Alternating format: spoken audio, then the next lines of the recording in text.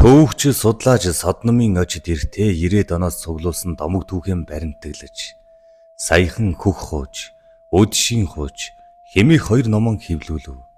Библиэр домог түүх сонирхон судалдаг, түүний номын өмнөтгөлийг бичсэн болохоор эрт үеийн шилийн ирчүүдийн тухай түүнтэй бас хөөрөлдөд амьдсан юм.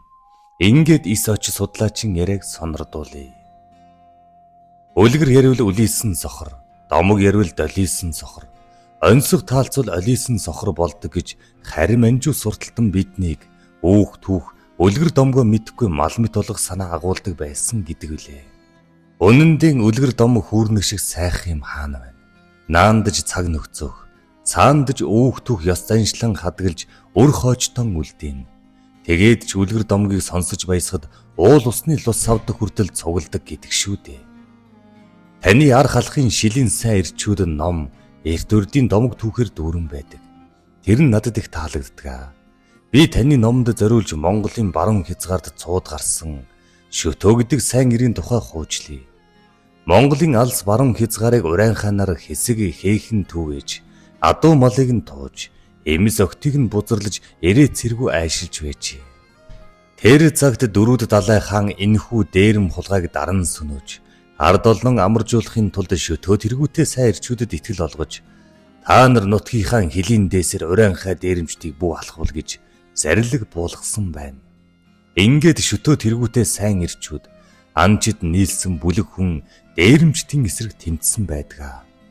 Тэд уулгалан довтолж ирсэн дээрэмчдийг шууд алж устгаад толгойг нь дастан авч хоёр жихээр нэвтлэн сүвлэж хоёр модны хооронд хэлхээд харин ганц дээрэмчний жихийг огтлон амьд үлдээж ахаад Монголын хэлээр орж ирвэл ийм харгислал хүлээж байгаа гэдгийг бусдан өчид сануулгээд буцааж байсан гэдэг.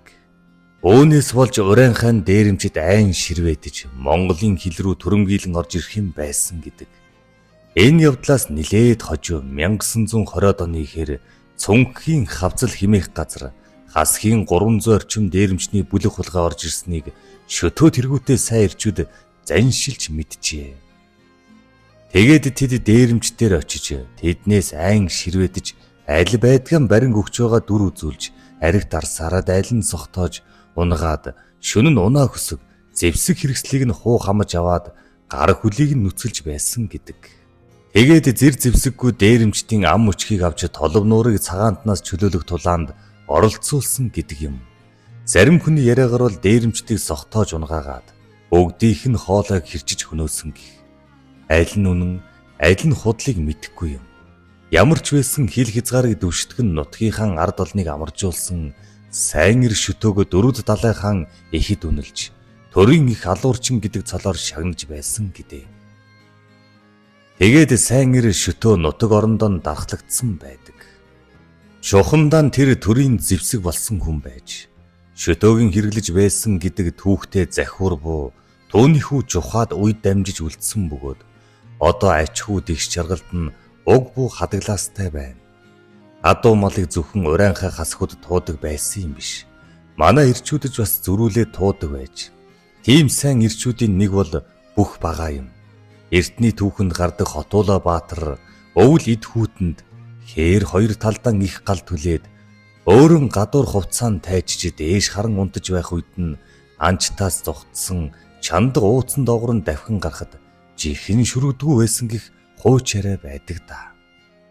Энэ яриаг үнслэн бод хаваас Хотуула Баатар их том биетэйгээс гадна өвгзөг цээжний булчин асар их хөгжиж сур адил зангирснаас гадна бэлхүүс нь мөн нарийн байгаа юм. Тэгээд л ууцсан доогор нь чандаг багтаж байгаа хэрэг. Харин бүх бага нь дээлийн живхийдэл бүслээд гаансан үртлэхэд нурууных нь голыг дагаад ганс нь унчдаг байж. Ухаандаа нурууных нь хоёр гол булчин асар хөгжсөн ил байгаа биз. Бүх бага богд хаант засгийн үеийнхэр бол ховдын хязгаар, Алтай урайхан 7 хушууны нэг Мээрэнгийн хушуу. Одоогийнхоор бол Баян Үлгийн аймгийн Алтан цүг цумаар нутгалдаг байж. Агааг нас ахисан үед тэнхээ чадалтай бүх болж магадгүй гэгддэг залуус салгасан долоовор болон дунд хурууг нь атгаад нийлүүлэх гээд чаддгүй байсан гэдэг. Бага залуудаа урайхан адуу малыг туудаг шилийн ир байж. Нэг удаа ганцхан замтай битүү шүгэн модтой уулаараа даваад адуу хөөжөвтл араас нь нэхүүлүүд гүйцэд иржээ. Тэгтэл бүх бага замын хоёр талын залуу моддыг булга татаж замыг нь таглаад нутаг орондон 9 минут ирж байсан гэдэг. Араас нэгсэд саадыг давах гэж хөвөлсөөр байгаад бага гүйцэлгүй алдаад мээрэнгийн хушуунд ирж гомдол мэдүүлсэн байдаг. Тэгтэл хушуу ноён тэдэнд хандаж "Манай сайн ир та нарт баригдсан бол тамлуулж өгөх байсан биз. Эрийн сайндан амьд гарч ирсэн хүнийг та нар яах гэвгээд сайн ирдийн өчүүхэн чихэр халдаалгүй аварч үлдсэн юм" гэдэг. Дараа нь хушуу ноён бүх багааг өргөөндөө дуудаж "Чи яагаад харийн хушуунаас мал туу гэхэд бага би туугаагүй" гэжээ. Хариуд ноён "Чи битгий мэлзээд бай. Чамаас өөр ургаан модыг үндсээр нь булга татаж залуу модыг савх адил хугчиж чадах хэн байдаг вүлээ. Гэхэд бага "Хүн болгон чадан шүү дээ" гээд хээвний хилээд зогсож байсан гэдэг юм. Мань хүн өөрийнхөө жинхэнэ хүчийг мэдэхгүй бусад хүнийг өөршгөн бяртай гэж сандаг байж л дээ. Түүнтэй ижил төстэй амьдрал туулсан бүх туулай гэж сайн ир хожим уус аймагт зард гарсан байдаг юм. Дөрвөд далай хааны гол хүрээ болох төгс буянти хүрээнд түргэн буурлын голуудын бэлчирт байдаг. Уг хүрээнд жогчин жүд, мамб, чойр, дүүнхэр гэсэн 5 том датсан 22 сүм дуган 800 гаруй лам байжээ. Тэгтэл 1930 онд төгс буянтын хошууны захирагч Бирдо мээрэн аюур зэрэг хүмүүсийн толгойлсон 700 гаруй ламын зэвсэгт бослог гарч орон нутгийн захиргааны байгууллагуудыг эзлээд шоронгийн хоригдлуудыг суллан тавьж босогчд 1500 орчим цэргээр хүрээг нь тэлж улмаар улаан гомын хийдийн ламнар сумын захиргааг булаан авч бие даасан захиргаа байгуулахаа мэдэгджээ. Гэвч бүдэлтэй юм болсонгүй. Төдөлгүй ардын цэргүүд босгочдыг хүчээр дарж 33 лам, 9 пёдл, 25 ард олны өмнө буудан хороож 40 гаруй хүнд 10 жил хүртэл хорих ял оноосон байдаг. Эдгээр баригдаж хороогдсон хүмүүсийн дотор бүх туулай химээх сайн ир байж баривчлагдсан хүмүүсийг чандман ууланд аваач цаазалж. Тэр үед бүх туулай цэнхэр жисцүү дээлтэй явж түүнийг ногоо малгайтнууд 15 удаа буудаж байж цайш нь харуулсан гэдэг. Буудуулах тоолгонгоор нь цус нь бүргэлж тэр бүгдэд бүх туулай дээлнээс нь чимхэж ураад шаргацсан биеийн жисцүүгээр бүглэж байсаар үхтхийн унжээ. Хожим бүх туулайн шэрлийг дис сумынхан авч явж нутагтан оршоосон гэдэг юм. Нэг зүйлийг сануулж хэлэхэд түүхээ мэддэггүй.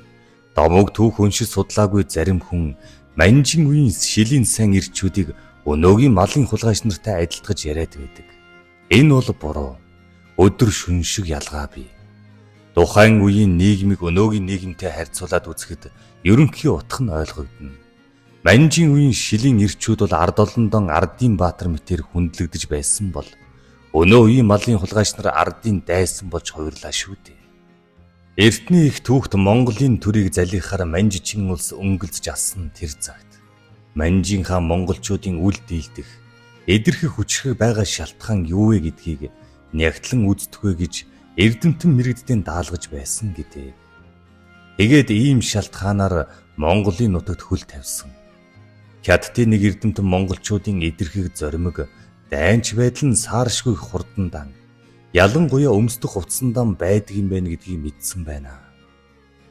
Тэр цагийн язгуур монголчуудын дээл сугандан ганц тавчтай, бүсэн нарийнхан, ердөн ганц тэглээд догтдог, хэрэгтэй бүх зүйлсийн бүсэндээ зүөх бололцоотой, гутал нь хөнгөн, дулаан, хөл дэвтэйхэн шууд углаж өмсдөг байжээ. Хэрэг тохиолдсон цагт дээлийнхэн ганц тавчийг довчлоод, бүсийн ганц татаж бүслээд, гутлаан шууд углаад л эмээлт мориндоо мортоход юун их цаг орох вүлээ. Тиймээс манжнар Монгол хүнийг алгуу тайван байлгах хэтийн зориг агуулсан байдаг. Тэгээд дээлийн довчийг олон болгож, суран бүсийг нь урт гэгч нь хөврөлдсөн дааван бүсээр сольж, хөнгөн гутлыг нь сарьсан хоншортой хүнд гээчийн гутлаар сольж, гарт нь ирэх бариулжээ. Ингээд нөгөө бүрээн дуугаар элдийн бариад дайнд морддог байсан монгол ирчүүд дунгийн дуугаар эрхийн эргүүлээд сүмрүү намтайхан алхдаг болж. Ер нь манжнар монголчуудын эрх чөлөө гэж ярьдаг амийг нь хамхих гэж Чулуунгаас аманд нь зуулгаж, элд мис бариад тэмцдэг гарт нь чулуун хөрг атгуулж, эгнэшгүй хурц ухааныг нь дарах гэж малгайд нь чулуун жинс хадаж, ухаандан 3 чулууны бодлого химээх айхтар бодлого хэрэгжүүлсэн гэдэг шүү дээ. Тэгээд энэхүү 3 чулууны бодлогоор монголчуудыг оосрлож авмагцсан хүүсэнд нь үр цацах, хөрсөнд нь үр цацах гээд олон янзын ов мэгтэй бодлого хэрэгжүүлсэн гэдэг билээ.